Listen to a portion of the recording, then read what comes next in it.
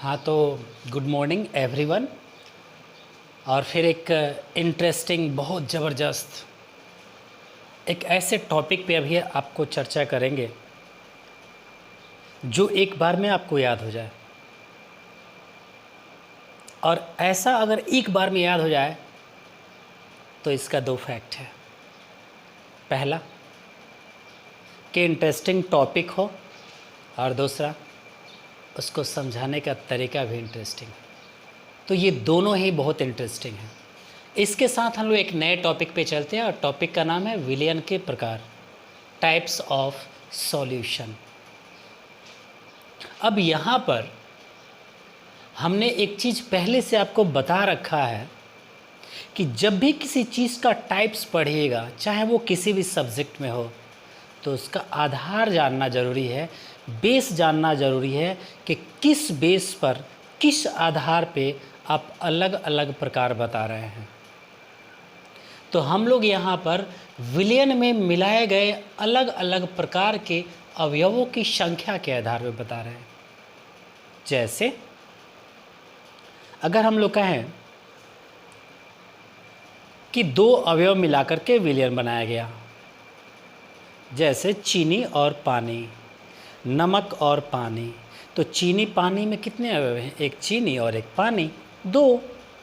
तो इसको हम लोग कहते हैं बाइनरी सॉल्यूशन। बाई मतलब दो होता है, ट्राई मतलब तीन।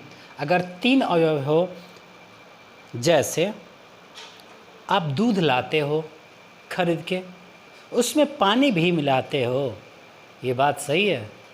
और तीसरा कि बहुत लोग चीनी मिला के पीते हैं। इस सॉल्यूशन में आप देखिए कितने अवयव हो गए?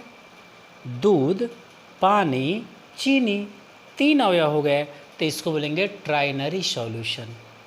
यदि चार अवयव मिला दिया जाए, उसमें कोई कहता है कि हल्दी भी मिला देना, तो दूध, पानी, चीनी, हल्दी, चार, तो इसको बोलेंगे क्वाटरनरी सॉल्यूशन। बहुत लोग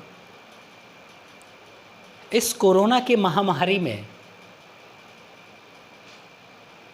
लौंग और इलायची का इस्तेमाल करते हैं।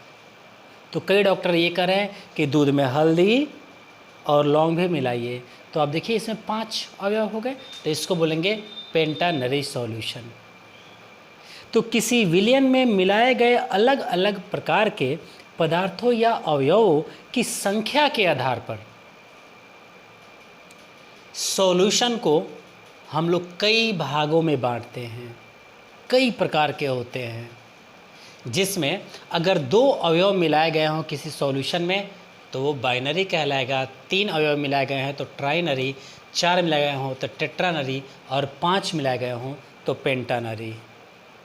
कुछ ऐसे ही एग्जाम्पल लेते हैं जो आपको हमने पिछले वीडियो में, जहाँ कुछ इम्पॉर्टेंट एग्जाम्पल दिए हैं,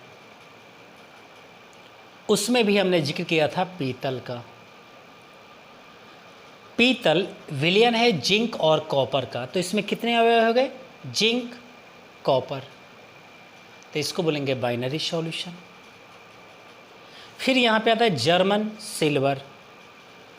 तो German silver zinc, copper, nickel, 3 अवयव को मिलाने पर बनता है, तो इसको बोलते हैं ट्राइनरी सॉल्यूशन। यहाँ पर दूध और पानी का जो सॉल्यूशन होगा तो 2 अवयव हो गए, तो इसको बोलेंगे बाइनरी सॉल्यूशन। और हम ये बिल्कुल आश्वस्त है इस बात से कि आप लोगों को ये टॉपिक बहुत अच्छा से समझ में आया होगा। और यहाँ पर ये हम आपको बताते चले कि हम लोगों को 12th क्लास में सिर्फ बाइनरी सॉल्यूशन पढ़ना है। बाइनरी सॉल्यूशन की ही चर्चा करना है, जिसमें 2 अवयव मिलाए जाएंगे। ठीक है, ये वीडियो आपको बिल्कुल पसंद आया होगा और इसका कॉन्सेप्ट समझ में आया होगा। और इतना समझने के लिए आपको बहुत बहुत धन्यवाद।